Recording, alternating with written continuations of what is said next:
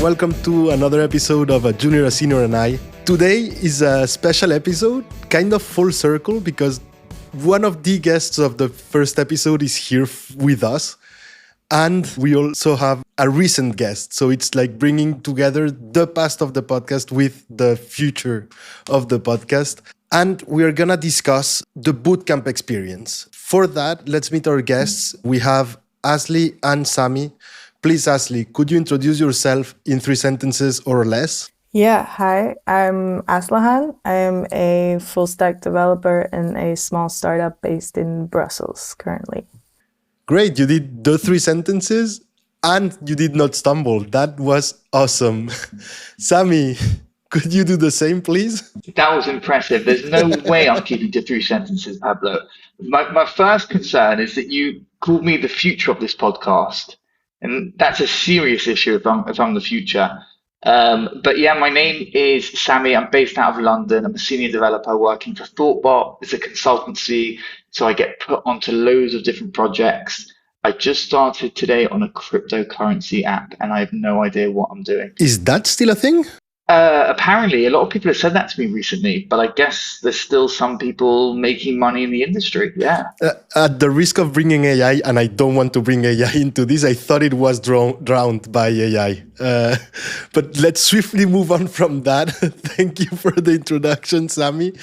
I would like to know, since we're talking about bootcamps, and if I'm not mistaken, you both did a bootcamp and that was your entry onto this world of software development. Could you both tell me a bit what your path was out of bootcamp and what brought you to wanting to do a bootcamp? Sure. So I did the Loagun's 9-week web development bootcamp almost 3 years ago now. It was about 2.5 years ago. And the path in is that I was working as a sound engineer, which I'd done following a degree in music. And I realized that I didn't actually enjoy the reality of the career of a sound engineer. And so I wanted to switch career paths and do something that was not too difficult to switch into for me personally. And both my parents are engineers, so I think they formatted my brain for programming accidentally. And so, yeah, that's the reason why I decided to do a bootcamp, because there was also a sense of like, I'm already making money. I would like to not have to take a really long break to reorient. And then my path out from the bootcamp is I did it. And after I finished on demo day, I think one of my teachers brought in the co-founders of the startup he was working at because they were looking for a junior. And I think he basically did a short list of the students in my class, and I was on that short list, and they interviewed me and they liked me. And about a month later, I was working for them. So I got quite fortunate with the connections there. That's nice, like going out after the bootcamp and 1 month after having a job. Like knowing you leave with a job is quite cool. It was a huge relief. I can imagine. What about you, Sami? Because you did it a bit earlier, the bootcamp, right? You did it about 10 years ago, if I remember correctly? Probably about 8, yeah. Well, I mean, yeah, coming on to 10, I guess. It was a long time ago. I guess it was probably a different time to yourself, Elsie, in like, yeah, it was a different time. So I think I was quite lucky that software developers were in high demand. I don't know what the industry was like when you came out of it, but there was like a lot of jobs available and people really needed developers. So that was really cool. But my way in a way, was also quite similar to you in the sense that I did a degree in something different. So I did a degree in social policy and criminology, which is at the London School of Economics, which is a big university in central London. And I came out of that degree with a lot of academic knowledge, but like didn't know what to do. Like literally like nothing, there's nothing really you could do with it. So I wondered for a bit, like just unsure about what I wanted to do. And someone recommended to me going into like computers because I'd always been good with them. I was really good at fixing computers by following instructions on forums. it's kind of the same skill that I'm doing now, which is just following instructions. Like this is the documentation, and if you do this, then this will be the outcome. So that kind of got, and because I was, as like you, I'd already done a degree, I didn't want to invest more time in going back into university or higher education to do like a computer science course. So there were two options available, which was just learn off YouTube, or go to a boot camp, which I guess is a bit more structured. So I looked around and I found a boot camp called Block, BLOC, which is no longer around anymore. I think it was acquired. But at the time when I was looking, there was so many boot camps. It was like a really good business. And yeah, I did my boot camp. It was meant to take me 6 months. It took me about a year. I was doing it part time. I like to do things kind of slowly and methodically and really understand what was going on. It was full stack as well. Angular on the front end, if anyone remembers, JavaScript framework, which I never used since that boot camp. And that was it. And then yeah, I was very privileged that after the boot camp helped me with my career as well. It was amazing. They helped me to practice interviews, and they helped me to write a CV, to create my own portfolio, to set up a LinkedIn account, and then I managed to get a job with an agency in the UK, and started from there, where I was for about 3 years, and then I moved on to Thoughtbot, where I am today. Nice. I feel like you both had different experiences in the bootcamp, because the one that Asli and I did, Le Wagon, was 9 weeks of intensive learning, whereas yours was almost a year, right? So if I remember correctly, and I don't know if when you did it, it changed, Asli, but I don't remember really having focused classes on our future career and more like, okay, let's cram as much knowledge as we can into you so that you're a project of a web developer. I don't know what your take is on that, Asli. Yeah, I mean that sounds about accurate. That it was the goal was to cram as much information as possible. And I remember especially the teachers saying, they were like, don't take a break before you like start applying what you know after the boot camp, because you will forget. If you don't start applying it within the month, you're going to start forgetting a lot of information that you've gained while you were here, because it's just like you can't really ingest it deeply when you're learning at that rate. So they get you to a point where you can like, you have full stack skills. You can build a web app from like front end and back end. You can handle the whole thing yourself. But yeah, it's not like deeply acquired knowledge. Yeah, well, 9 weeks sounds really short. Yeah. There's also a bit of a limitation to how deeply you can dive into it. So when I started working, it took like I think I was still learning like at a very fast rate for the first few months, because I was getting to grips with like the concepts more in depth and things like that, like what it actually means to make certain changes. I can't remember clearly what it was that I was still learning at that point, but I recall that there was a point where I finally relaxed a little bit more and I was like, okay, I know what's going on now, like for sure. Yeah, that's really good. I can't imagine, because I guess I had the luxury of having a longer time to learn things. I can't imagine. Well, the truth is, I went into my boot camp having never written a line of code. So when I came to my boot camp, that was the first line of HTML that I've written in my life, and found out what HTML was. Did you come into it with a bit more background? So I wanted to make sure that I wasn't making the wrong choice and wasting my money. So before I'd heard of the boot camp already from like a primary school friend that I hadn't seen in 7 years. Tangent. But so I was like, okay, this sounds interesting, but let me see if I'm actually interested. So I went on, I started learning C++ on Codecademy. And the reason why C++ is because I come from audio and sound engineering background. All of the plugins are coded in C++. So I was like, well, it makes sense. You know, if you're going to pick a language, pick one that applies to your area of interest. Definitely not the easiest language to pick, but I kept getting so many syntax errors, but the general gist of it was that I realized it was the general principle of coding was one that interests me, and the idea of like fixing, like debugging and stuff, I found that quite entertaining. And I think I also have the fortunate situation where like my parents have both coded in the past, so when I tell them about it, my mom was like, it's a good thing you like debugging because that's like the majority of the job. And I was like, okay, cool, I think I'm on the right track here. So I already had I had an understanding of what I was getting into before I started the bootcamp. Was that the same with you, Pablo, as well? Did you go in with a bit of background? Similar in the sense that I like when Asli was saying that she wanted to make sure that the bet would pay off because I also was employed, and it was like, okay, I need to quit my job, spend some money, and actually spend 3 months there. So I decided to start coding on my own about a year before to see if I liked it. And I started with Ruby because I knew I wanted to do Le Wagon, and it was like, okay, they're using Ruby, so it makes sense that I use Ruby.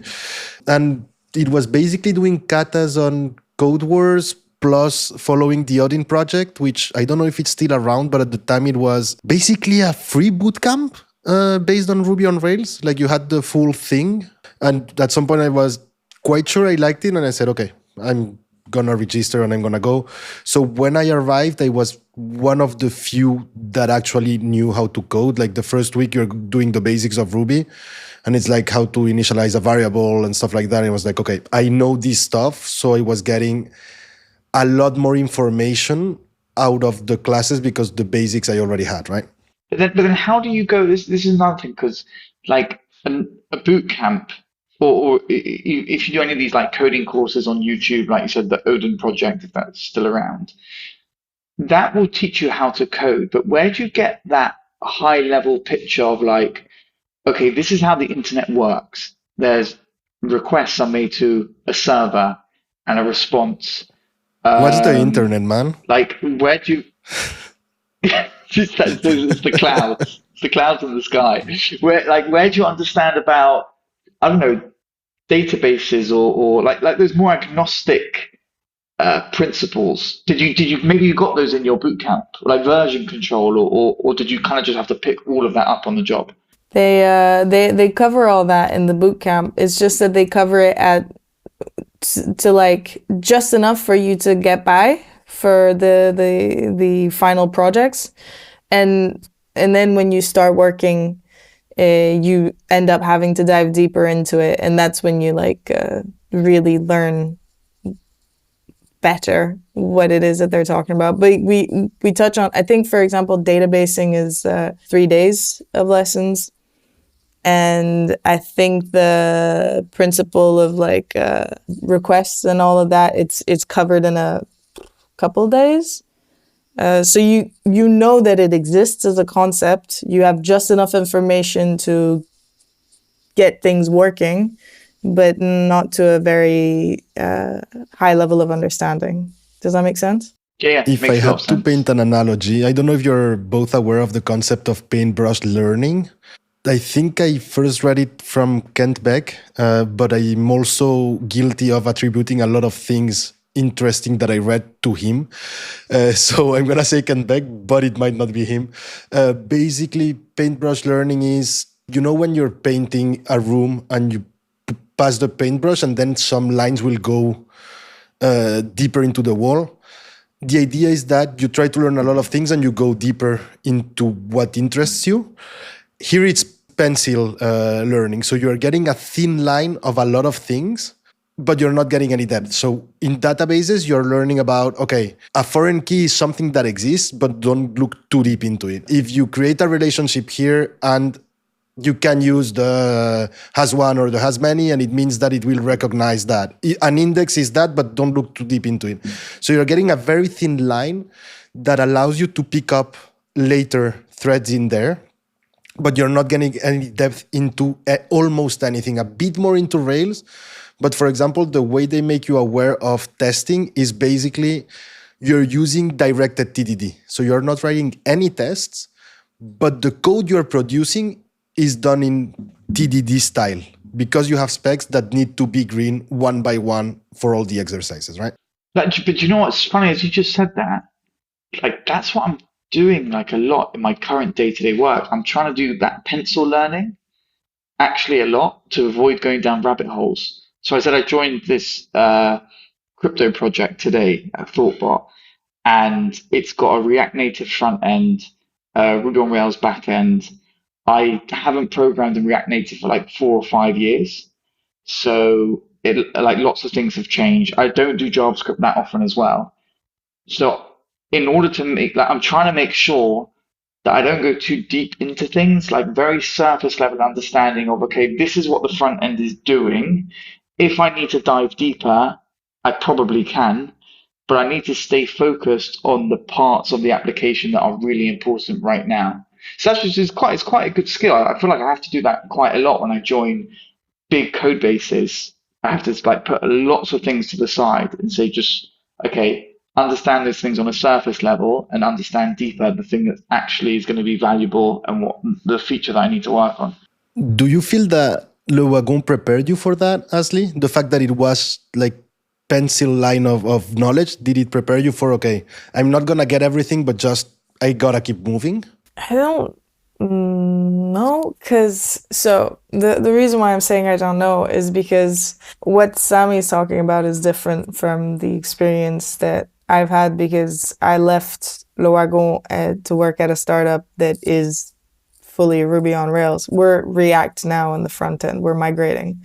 But all I've done so far is delve deeper in what I learned during the bootcamp. I guess with the React, I've had to I have done that, but I don't know how conscious I was of the effort. I was just in the beginning, I was just copying my mentor's code.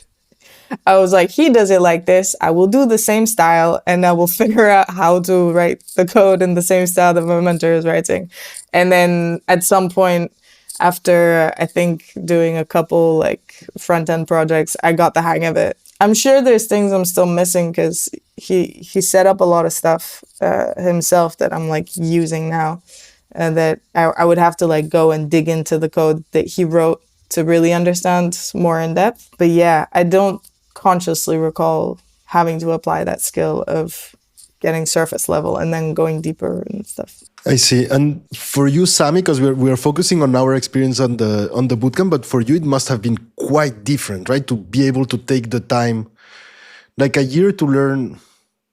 I'm not gonna say the same as us because probably you went way deeper in some subjects than us, but the breadth of subjects was probably quite similar. Probably you touched a backend language, a front-end language, some databases. What is the internet? How does the DOM work?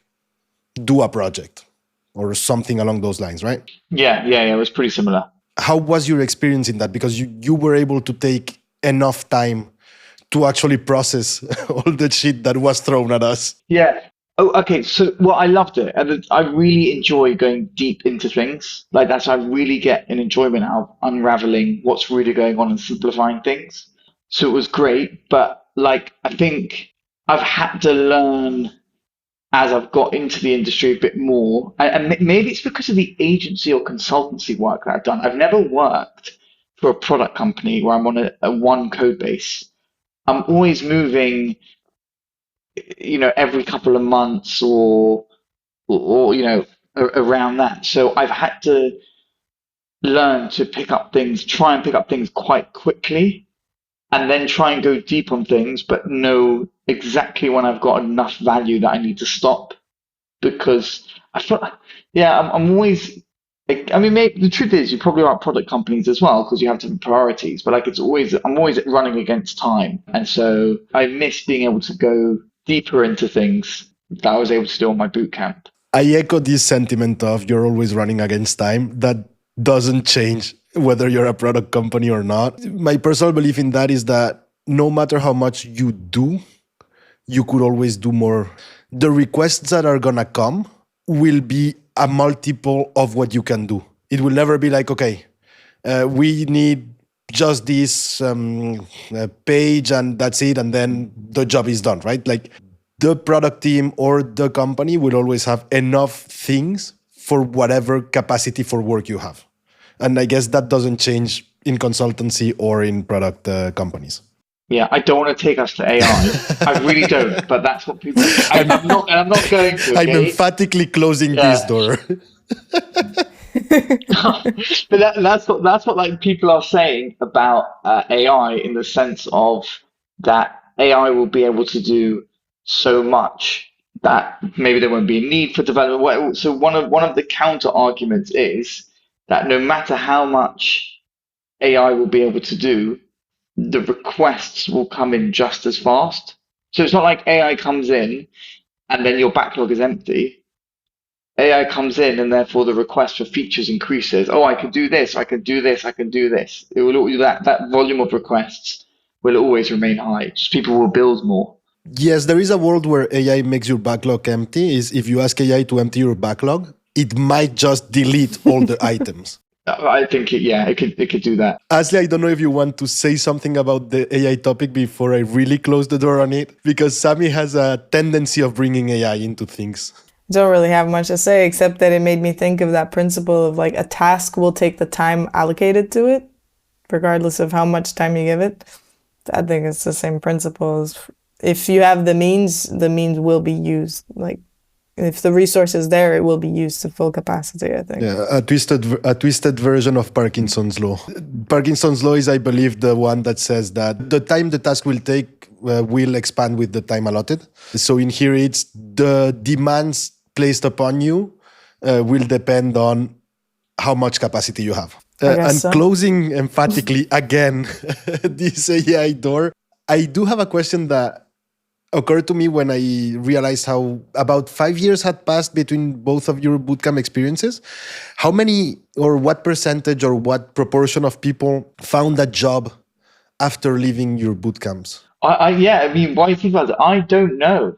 I've not like so when I did my bootcamp was all remote, so I don't actually know who else. I don't even know how many people were in the year, if that makes sense, that I were in the same cohort that I was in. I don't even know. I can tell you because I still have the spreadsheet that I had to apply to around 50 jobs. Of those 50, I think I only got two or three interviews. Like a lot of them were just kind of no responses, not interested. And then of those two or three interviews, one of them kind of went all the way, and then I got an offer from one of them. But like, at the time, there were good opportunities for kind of software developers. When was it? I wish I 2017, 2016. I mean, I've had friends that I've recommended to go into boot camps, and I feel like it's been a lot harder now to get a job after. But that's anecdotal. I wonder what the statistics really are. So I'm not sure. Yeah, I've thought about it, and I think in my class we were about 16, and there's 4 or 5 people, including me, I am certain got programming related jobs within a month or two after the boot camp, and the rest, I'm not sure. So maybe like almost a third of the class, I think, got jobs for sure and within a decent time frame. But it also depended on like the students. I think if you look at like the profile of the students as well, the people who got jobs fast were the people who were like serious about getting a job, and then there were people who did a boot camp not necessarily with the same objective or weren't necessarily looking to work that soon after. So yeah. Someone at a senior developer, a team lead actually at Thoughtbot, because we were looking at the makeup once of the developers who were on the Europe, Middle East, and Asia team. And the majority of developers had previous careers, done boot camps, and then ended up in the software industry, which is sometimes it's not what you think. You would think like majority of people have done the computer science degrees and they've come through that way. And we were trying to work out why that is. And we thought, maybe it's because, especially as a consultancy, it's a lot of kind of client facing roles. And getting people who've been in different industries allows them to kind of be more empathetic, slightly more broad, able to understand like how a different setup or different system works. And I think that really is like a real strong attribute that some bootcamp graduates can have, is that they haven't just been straight computer science and then always working in that sort of IT industry. But I don't know if you recognize that, or you found that you have strengths because you've worked in different industries or had degrees or education in different areas, that's actually helped you in the software industry. I think there's one area where for sure my background in the artistic industry helps is the focusing on the client side of things. So like the thing is in arts, if you're making stuff but no one wants the stuff you're making, you're gonna have a hard time getting anything done, you know? Yeah. Like Yeah. there's a certain amount of give and take. You want to make it. So I come from music. You want to make music that like you want to make, but also you want to make music that people want to listen to. And so there's a certain consideration for the audience in the creation of things. And I don't know, I can't put into words exactly how that transfers, but I know that I have this like in my mind sometimes when I'm doing things. Is that so? You saying like a creative kind of mindset that allows you? You saying on the front end, like the way things look visually? Yeah. Yeah, I mean, I know that I've asked myself a few times because we're like a small startup, so I get some input on how things look, and sometimes at the very least I can be part of the conversation where I'm like, okay, yeah, but what is it that the client needs from what they're looking at on the screen, you know? It's interesting because I have a similar thing of both of you in the sense that I studied business before, and like one big push of my university before I did the bootcamp was teaching me how to speak publicly and like business talk or business speak or whatever. And that has gotten me, like, I can understand the rest of the company quite well. Like sales start speaking numbers and acronyms, and I'm like, okay, I can follow what you're saying and I can translate it to myself and I can interact with you. And same thing, like if I need to speak in public, it's fine. If I need to speak for the company, it's fine. I'm used to it, right? And I do feel that a lot.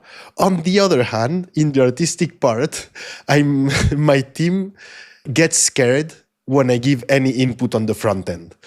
Like I, I don't remember exactly what it was, but I had a comment of I wanted to put a bit of text slightly off center because it made more sense for me, because like that's the direction your eyes are going when you read.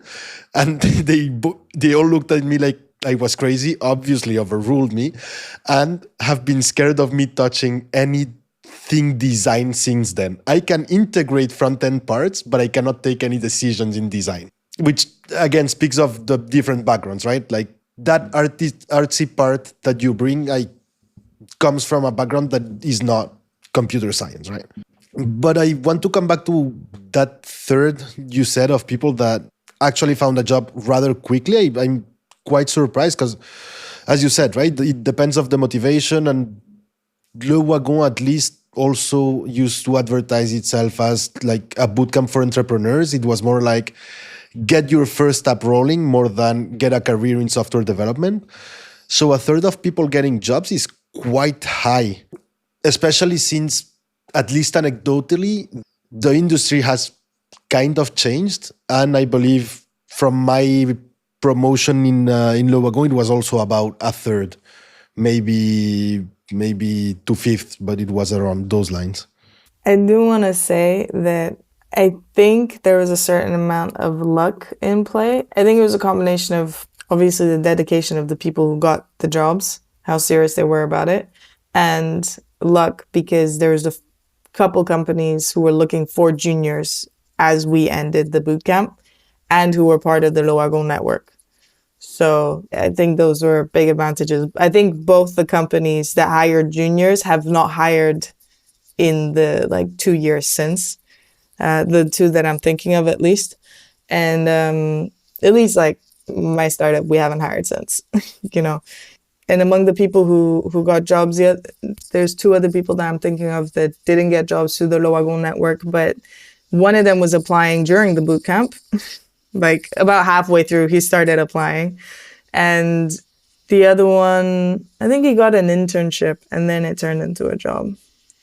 So, and I think he also started applying before the boot camp ended. So it was a lot of like certain amount of grit and determination from the students. Like, respect to them. I don't think I would have had the confidence to apply before I even knew how to like finish an app. But yeah, I think there was a lot of things that played simultaneously, because I know that the boot camp after, because my friend did it, they had a way harder time getting jobs. It just reminded me because my boot camp had a money back guarantee if you didn't get a job.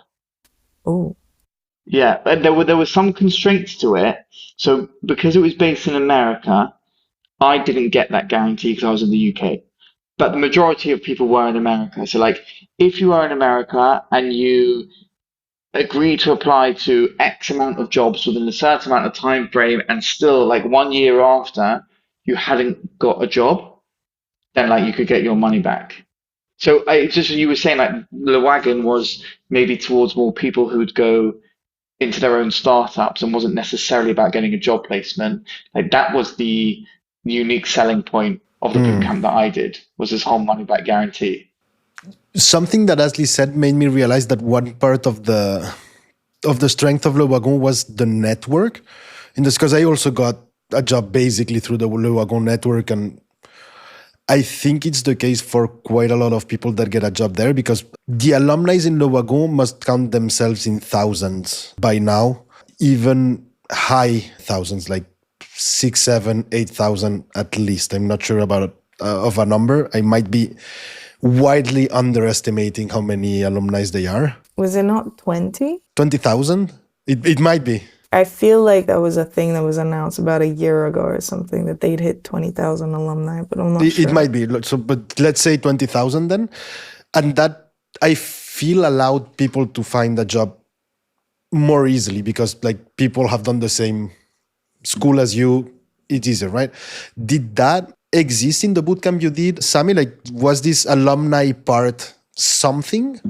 I don't not really know, because like I don't think it was around for that long, and then it was acquired like a year after I left. I see like Le Wagon it's been around for for a long time. Even when I was looking to boot camps, it was an option, and so it's kind of got that prestige around it. Whereas my boot camp, like within a year, they've been acquired, and the Slack group where everyone connected was like shut down, and if you wanted to move, you had to sign up with the new one, and I couldn't be bothered, so I kind of like dropped it from there. So it hasn't really been a good network. But the wagon they operate in what countries? They're definitely in London. Are they across Europe? They have multiple campuses. I think they're quite worldwide. I know there is a campus at least on Brazil. One in Barcelona, in Paris there is a couple. I think there's a Tokyo one as well. There is a Tokyo one as well. Wow, and they're purely Ruby on Rails. Yeah. Yeah. For the web development, they have other cohorts as well. And what do they like charge nowadays? Do you even know what the prices are? What were the prices when you did it? I was gonna say, I think it was 3,000 something, 4,000 something, something around those lines. Okay, 5 years later, it about doubled. Wow. And now I don't know how much it would be. But that's really okay. So mine was about $10,000, but it was for 6 months. I took a year, but it was officially like a 6-month course. So it was a long time ago. So I reckon they are expensive. Yeah. They are very expensive. Yeah. The way I weighed it up in my head is to do a master's. So in the UK, the way that like the higher education works, you do an undergraduate degree, which I've done. So if I wanted to do the next thing in computer science, it'd be like a postgraduate degree, which is also called a master's, and that is also about £10,000. Is it So I had a choice 10,000? between. It was then when I was looking. So the difference is you can get government loans for it, so there's more access to it. But I was gonna end up spending that money either on a master's, which wasn't career orientated to like push me towards necessarily a career, but it was more education, or I could do kind of like a boot camp. which was for the same price and like had this like guarantee or level of confidence that we'd get a career after. But they are quite prohibitively expensive. In part to survive, right? Because like most boot camps won't get any public subsidies at all.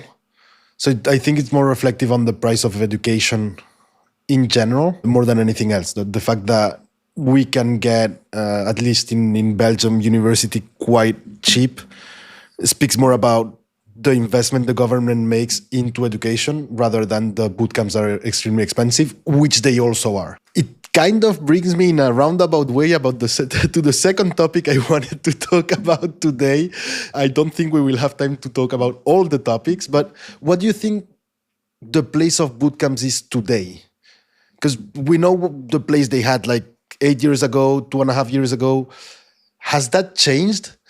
And Sami, yes, I know this is an invitation for you to talk about AI. I'm opening the door a little bit if you want. Yeah, okay. I think, did we discuss this? I can't remember if it actually came up on the podcast. So me and Pablo did a recent episode on the Giant Robots podcast, which is a Thoughtbot podcast. The actual title of that podcast is AI is Draining. That's how much we spoke about it. I think they're relevant. I think if you want to get into the industry and you want to understand how software works, how it operates, a boot camp is a great place to start. And I would try to leave out AI as much as possible to allow you to learn the foundational principles because AI is just a tool. Think of it as a syntax tool. It can maybe help you with syntax. Think about it like pairing with another developer. It shouldn't stop you from grounding yourself in principles that will remain true and will still exist even when AI is around. That's my own personal feeling about it. But I don't know. I don't know what boot camps are doing. I don't know if boot camps are falling over this hype and saying we're going to teach people how to become AI programmers. I don't know what they're doing. So, from the latest emails I've been getting from Le Wagon, it seems like they have pivoted their web development bootcamp to include an AI module in it, as in how to build with AI. And I have feelings about that. Go ahead. This is a feelings place. You can talk freely. I'm of the same opinion as Sami. I don't think that AI should be used during the learning stages, at least not like, at least I saw, okay, because I did the bootcamp and then I taught a few times on the bootcamp. And after my bootcamp is when AI became really like a thing. So I first started hearing about it during my bootcamp, and there was 1 or 2 students using ChatGPT to help them out. But then the bootcamps after, it really became a thing. And it was such a disadvantage to the students. And like, it was so frustrating seeing them trying to use this tool to try and do the work better. But because they're learning and they don't know what questions to ask, what to look out for and things like that, they were actually just kind of shooting themselves in the foot and reducing their amount of learning. And then getting frustrated and be like, oh, programming isn't for me. And I'm like, no, you copy pasted the wrong code or you asked the wrong questions. Like, had you not included AI, you probably would understand it better by this point. It was very frustrating having to manage that. I feel like both your analyses are AI is hurting more in the education side of the bootcamp more than in trying to find a job afterwards. Am I misreading that, or is it more you feel more passionate about the education part? I only have information about the education part. As in, I know that it's a disadvantage in the learning. I don't know because I'm not like I don't participate in hiring or anything like that. So I don't know what impacts AI actually is having on hiring, because you hear things, but then I don't know if it's true that people actually think AI is replacing developers if the numbers match up the statements. We're going to end up with really bad software. I'm like really bad software really quickly. I had my every time like my Vodafone network which is a broadband provider. It went down for like a couple of hours on Monday. And my first thought was someone's pushed an update with AI. Like, I think we're going to find, and that isn't true, I should say for the record, in case they come after me. But like, I think we're going to find more and more software to be more fragile, more frail, less stable, and it's going to have a real big impact on society because we use software for everything. So I think we're going to start to see the impact. With regards to like the education side of things, I'm trying to think of a good analogy in my head, but imagine if I don't know if you're learning about building a physical structure, like a house or some level of building. There's certain power tools that you can use. You can use a power drill, etc., everything else, but you need to understand the underlying principles first of what you're trying to achieve and how it actually works before we give you the big and powerful tool that makes you into someone a little bit dangerous. So I'm not saying don't use the tools. If the goal for the tool is to build software faster, and that's the only goal, then just hand it out to people because they can keep throwing prompts around until they might build something quicker.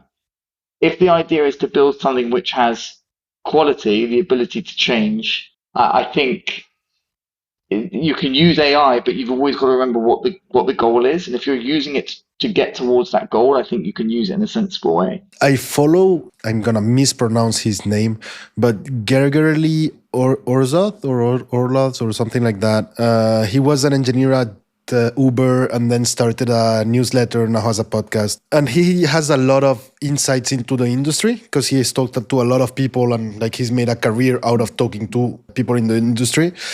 And on one hand, he is quite high about AI, but that's like tangential to the topic.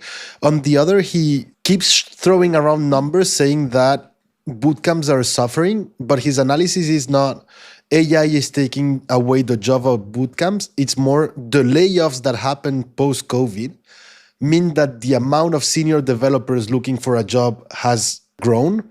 And so there is less space for junior developers. And so of the ones remaining, if someone has a degree at a university versus someone that has quote unquote only a bootcamp, and I mean that not in a despective way. Again, I have quote unquote only a bootcamp. Companies will tend to prefer someone that has done the university. I think I'm trying to drive this into if you were hiring someone today, would that university vs bootcamp be a factor? And towards which one would you lean into? I don't know. I'm a junior developer. Well, okay, let me rephrase the question like this maybe. As a junior developer, do you care if the next hire in your startup who's going to be in your team is from a bootcamp background or from a university background?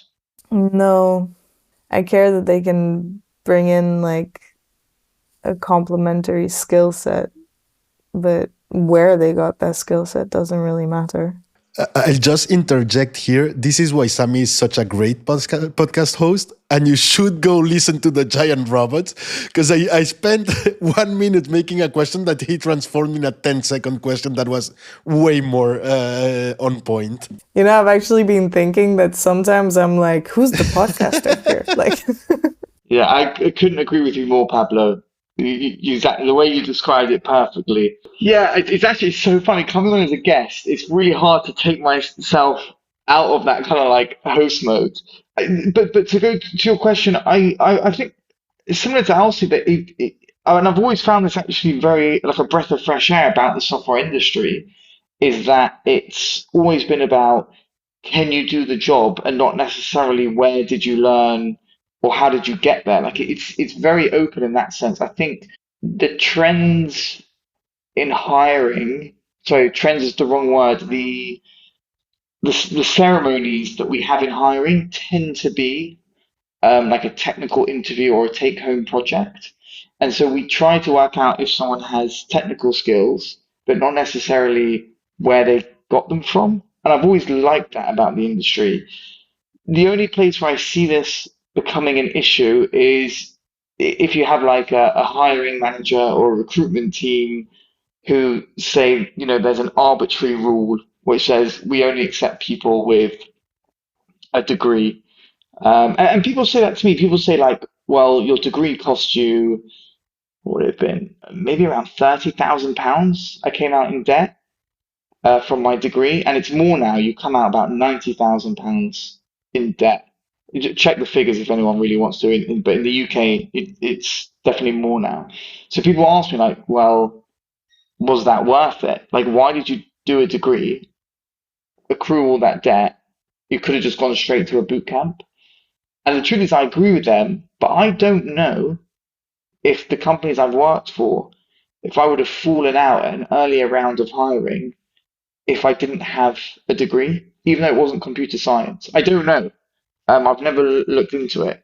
I know that there are some places that do have those rules, but I only know that for like European institution type things where they have I know that, for example, Eurocontrol, anything that's which is a aviation oversight organization based in Brussels, they're just like if you don't have, I think now it has to be minimum a master's. They don't look at your CV, but it's specific. Yeah, it's specific and it's public. Like public, if you want to work in the public sector, you need diplomas because they need to prove that the thing was fair, and how better to prove it than you have a diploma, right? This is colored by my time at Paris, and I do not mean to insult Parisian people. They are lovely people. But at least in the tech scene, there was quite a bit of elitism. And so coming from the right school did open more doors. Knowing that someone had done a hard school meant they knew how to work, or was perceived as they know how to work. That's the most francophone thing. Yeah, sure. Like the French education is an elitist one, so it's not surprising. But in my experience, having a degree, any degree, makes a difference. And I've had people tell me things along the lines of, if you want to keep progressing as a software developer, you need to surround yourself with people who have actually done proper studies in computer science. I need to find a new group of friends. I don't know any. No, I agree, and like I don't agree with what was said to me at the time. No, I understand what you mean. But I do think there is that, and the background of the person making the hiring decision will make a difference. In the sense that you both, Sami and Asli, have done a bootcamp, so you're more open towards that. Someone that has quote unquote only done a university degree, we might see bootcamps as being inferior. Yeah, I think that's fair. I think people do tend to see it like that. I think for some reason that's the way we're like hardwired in a way, right? Kind of growing up is like, this is the way the education system is, and these letters or numbers that you achieve in the education system actually correspond to how valuable you will be, when it comes to work. So yeah, I guess people do look at it like that. I have a question for you both that comes a bit out of left field. Do you think that bootcamps will persist in 10 years, 15 years, 20 years? Or the only path to software development will be university? If we take only the first part of the question, do you think bootcamps will persist? The only answer I have is it depends on how demand goes. Because I think the reason why bootcamps came in to play was because demand was higher than like the amount of people coming out of traditional education. And I think it's also an area where even without all of the theoretical knowledge, you can have enough skill set to be a valuable member of a team, even if you haven't gone through 3 years or more of university education. I do have a hard time imagining an existing pathway fully disappearing. I don't know how likely it is for bootcamps to completely come off the face of the earth. Maybe they'll reduce. I don't know if demand generally is reducing. I know that Loagon Brussels had a bit of a hard time. So, but then demand increased in other parts in the world. They closed a few campuses in certain places and opened new ones elsewhere. So I only have a very regional view of the situation. I would love to see universities disappear in 10 years. I feel like I want to going back to my university days. I had 8 hours a week that I was actually in university for, and I only had to turn up for 4 hours of those. So I was basically in university for 3 hours, attending 4 hours a week. And I know that varies by institution, depending on the course that you're doing. But the boot camp way of doing things was a breath of fresh air in terms of there's actually a much quicker way to learn. It's always like an apprenticeship sort of style where you can learn something really quickly and become really useful without having to spend 3 years going too deep into it. I mean, I've had that theory about education for a while. I mean, my kid comes home from school, my 9-year-old, and hopefully he won't listen back to this when he's old enough to get to podcasts. Will Pablo still be podcasting in 10 years? That's the question. Um, but he'll come home with homework, and I'll say to ChatGPT, sorry, I'm going back to AI, I am an 8-year-old or I'm a 9-year-old. I don't understand, how what this I can't remember what he's doing, grammar, some sort of grammar in English. And it will explain it to me. And I find most of the things that I learn are pretty much off YouTube, like a Mm. lot of stuff. I would love education to move more towards YouTube. You could learn anything off YouTube. I mean, maybe that's a bad idea, but yeah, I would like to see boot camps and more boot camp style things for other industries as well. That takes money away from universities. So I feel like what it might be that you particularly like about boot camps is the hands-on approach. Like, because that was what was refreshing to me. I went from a very theory-based educational system, especially in the Francophone systems, very theory-based, to like, we give you the information you need and then you do. That was the principle of the boot camp. And at Loagon, it was like you have an hour and a half lecture in the morning and the rest of the day, you're just coding and you're applying the knowledge that you just gained, which is so different from classical educational styles. But I think it might also have to do though with like different learning styles, because I know people who do thrive in a theory-based learning approach, and great for them, very fortunate for them to fall within the category of people who can benefit the most from classic educational systems. But yeah, it would be cool to integrate more the more hands-on doing based learning approach into that, in my opinion. But to say outright to remove it, I think could be difficult to implement. Yeah, no, I'm sure it will be. I'm sure it will be. Yeah. Pablo, what do you think? Do you think boot camp's still around? I would doubt it. First off, for the like when Ashley is saying theoretical ways of learning, like I've been in the Spanish system, Belgian system, and I've been in the UK system, like they had a subsidiary here. Sami, when you say that your university was theoretical, you cannot imagine how the Belgian university must have been theoretical. Oh, really? Okay, wow. I studied in Glasgow for a year, and after like my first year of uni, and then I did my bachelor's actually in music in London. It was such a relief after secondary school in Belgium. Oh my God. And I was good at school, but like the stress just dropped off me. Oh, wow. So I've had it easy, and I've never realized it. Yeah. I heard anecdotally once that there's a psychology teacher, a British psychology professor who like started lecturing in Paris somewhere, and apparently he wrote a paper on how the Francophone education system is like akin to psychological torture, according to him, because of how difficult they make it. For the small anecdote, I had a teacher, it was some type of science class, like Introduction to Science or whatever. He was known as damned if you do, damned if you don't, because if there ever was a flaw on the book, if you corrected the flaw in the exam, you didn't write what was in the book, so you failed. On the other hand, if you wrote what was in the book, the information was false, so you failed. Yeah, Great that times. sounds correct. But coming back to the original point, I don't think bootcamps survived, in part because bootcamps for me were a stopgap.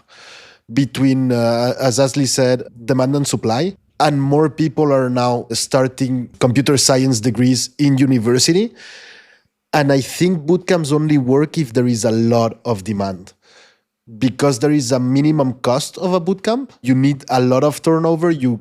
If you want people to get jobs afterwards, either you need a lot of demand or a huge network. And I don't think that those conditions will be stable enough to make bootcamps viable long term. And in part, it's why bootcamps like Le Wagon are following the latest trends, right? Like they started web development, then data science became a thing, and they did a bootcamp in data science.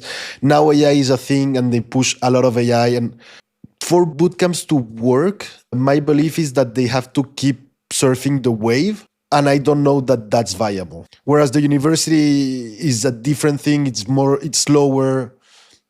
You have more time, basically.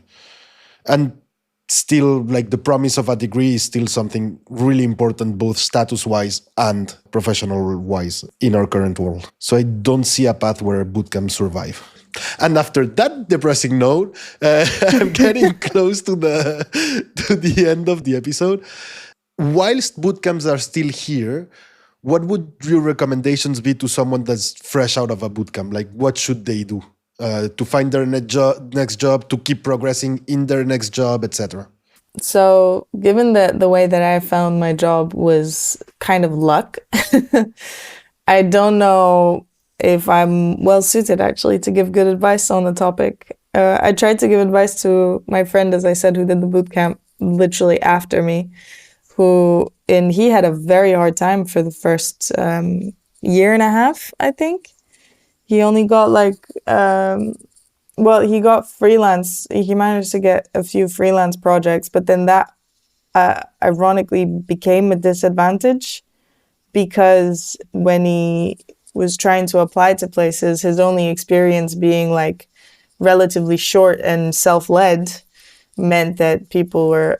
I know that he got the feedback once that the hiring manager was like, "Listen, you seem like a good match personality-wise and stuff, and you seem like you have a decent skill set, but we want someone who's like had structure, you know," and he hadn't had that structure.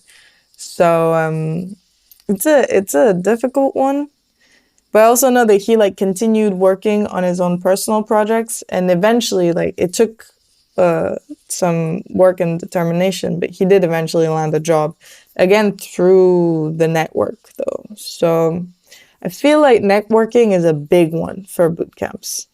Well, this is my experience. Sami, you said you didn't have the same Yeah, networking thing. I didn't get the networking experience as much, but I do think like you said about your friend who kind of struggled for a while to find a job, that definitely resonates with me and the way I always frame it to people is a numbers game. The jobs, like if there's a statistic of 1 in 100 job applications, you get accepted. So the focus should be just doing 100. So you have a spreadsheet, and every time you apply for a job, put it in the spreadsheet and just try and get to row 100. And statistically, you should be able to get there, get a job out of that. And then I would always say to people is you don't want to burn out. So set yourself a target. Say I want to do 3 applications a week. And so if I'm doing 3 applications a week, it's going to take me 33 weeks to get to 100 applications. So like you build a bit of a picture. So statistically, I should have something, or at least one offer on the table within 33 weeks. Now, if that statistic has changed and it's like 1 in 500, then you know what you're in for. Okay, it's 1 in 500. It might come quicker, but the goal is to get like the numbers up. And then, like I say, maybe you freelance in between, maybe you do other stuff in between. Like also said to people, which is a bit what you touched on as well, is don't sell yourself short. Like if you've learned to do a boot camp and code, don't go and get a job doing WordPress. Not because I think it's not a good opportunity. It's just I think you'll sell yourself short of what you're capable and what you actually wanted to do. So kind of try and keep to, value yourself for what you can do now. You're one of very few people who's able to code. And then the last thing I would say is always make sure you learn the agnostic principles of software development, those will just always be around, I believe, unless we see a massive change. But as far as I can see, it's always servers, requests, responses. Make sure you understand those kind of foundations of how the web works and don't really care about the syntax so much that you can work that out as and when. So yeah, that's what comes to mind. That reminded me of something that George said when I was finishing my boot camp. George is someone also from the Loagon peeps. I know George. Yes, okay. You never- yeah, you never- do know George. I know George. Me and George go back a lot. You know what? I do. I forgot that. Yeah. I never get trolled, but George, oh boy, does he troll me. I believe that. I have no issue believing that. Everything that seems to make its way into like the public sphere, there's a message that comes in from George across different platforms about it towards me. So yeah, lots of love, George, if you're listening. He'll be happy because he was complaining about us not mentioning him when I went to the Giant Robots podcast. Oh yes, that's what he did. He trolled me. He's like, "Where was my mention? Do me a favor, Pablo. Edit him out from this one. Just take his name out." Go on. What did he say? What did George tell you? He said he did like this presentation to my class, and he explained to us, he was like, the first job, you don't worry about like the sector necessarily. You worry about getting the skills. You worry about getting the experience for the first 2 years, and then like your second job, you can worry about going in the direction that you actually want to focus on. But the first job, just worry about getting the experience. And that was a good one for me, to be honest. Yeah, I agree. Like, get a job and then get picky. For sure. Yeah. No matter if it's through luck or through grit, get a job and then get picky. Okay, I think this is a wrap. Thank you both very much. It was a really interesting episode. Sami, I'm disappointed you're not taking us to do a second hour of podcast like you did last time, but I managed to keep it timely. Again, thank you both very much for having agreed to participate. Thank you for the invite. Pleasure. Thank you for having us.